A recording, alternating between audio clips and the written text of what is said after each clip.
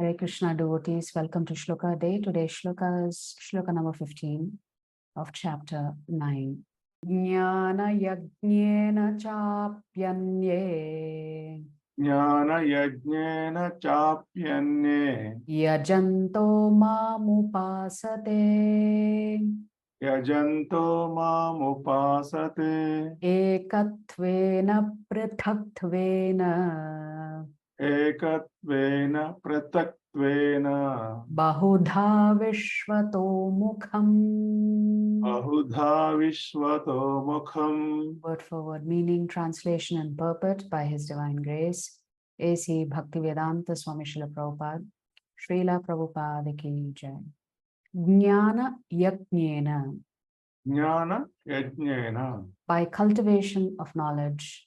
by cultivation of knowledge. Cha, Also, api, api, certainly. certainly, Anye, anye, others. others, Yajantaha, yajantaha, sacrificing. sacrificing, Mam, me, upasate, upasate, worship. worship, Ekatvena, ekatvena, in oneness. Prithaktvena, prataktvena, in duality. Bahudha, in diversity. Vishvataha mukham, and in the universal form. Translation: others who engage in sacrifice by the cultivation of knowledge worship the Supreme Lord as the one without a second, as diverse in many, and in the universal form. So let us see what Prabhupada is writing in the purport. So essentially, there are other devotees also who are worshipping Krishna, but not in his personal form as Sri Krishna. Therefore, their worship could be considered indirect. This verse is the summary of the previous verses. The Lord tells Arjuna that those who are purely in Krishna consciousness and do not know anything other than Krishna are called Mahatma. Yet there are other persons who are not exactly in the position of Mahatma, but who worship Krishna also in different ways.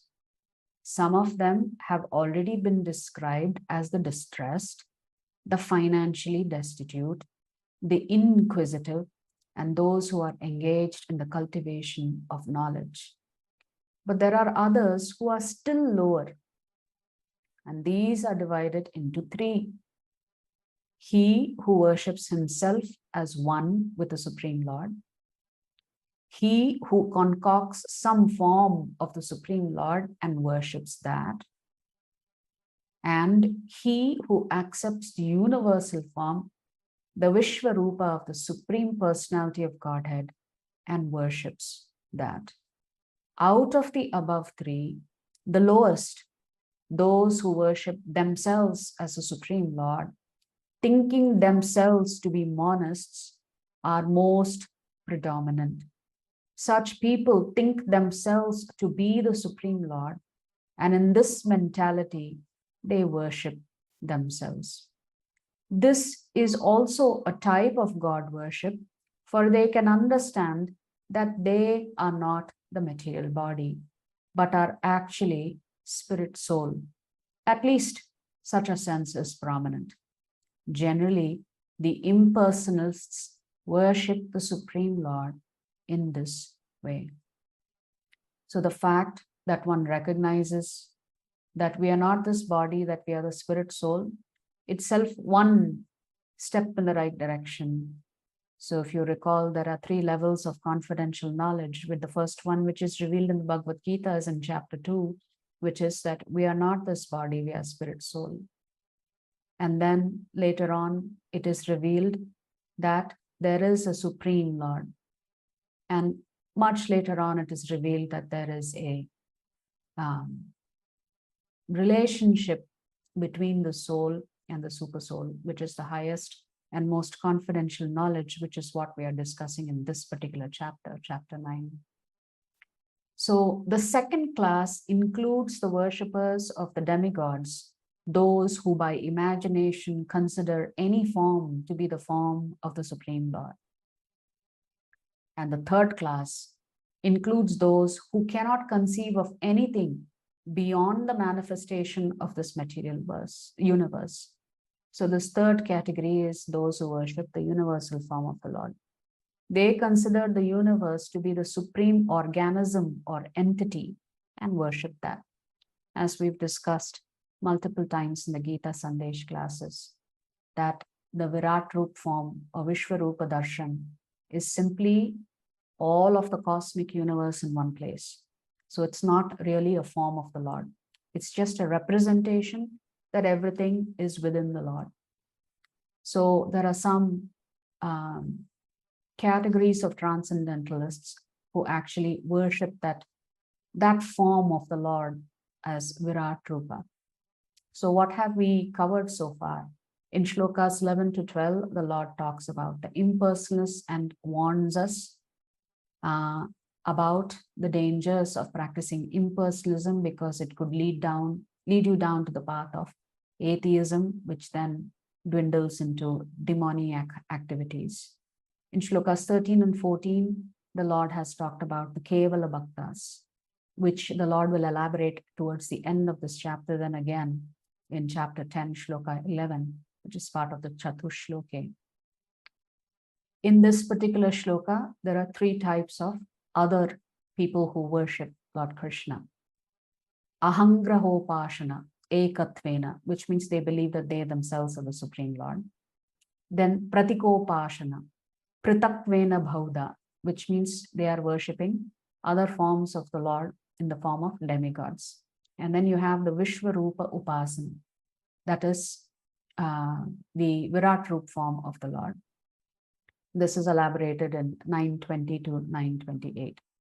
So from 916 to 19, which is the shlokas that we will cover tomorrow and the rest of the week, the Lord will elaborate a little bit more on this Vishwarupa Upasana. And then again, this will be described in chapter 11. So from pantheism to polytheism. Pantheism means worshipping material nature. Anything in material nature is godly because it's an energy of the Supreme Lord. To polytheism, which is that Lord has different forms and you worship him in his different forms. So pantheism is the idea that everything is God, and polytheism is that there are many gods, including the demigods. So there are a number of people who are between these two extremes or spectrum, which is those who do not surrender at all to Krishna and those who are fully surrendered to Krishna. And Krishna will talk about these extremes in the next verse. And so how can all of these divergent approaches worship the same God? Lord will answer that in the following verses, which means there are so many different categories of devotees, but there's only one category of Kevala Bhaktas, which is those who worship only Krishna and nobody else. They are not even attracted to other forms of Lord Vishnu. So that's the essence of this particular shloka, the different varieties of devotees who worship Krishna, but not directly in his Shama Sundara form. If you like our videos, please subscribe to our channel and turn on the bell notification. If you'd like to join our classes every day, please check the details in the description section of this video. We look forward to serving you.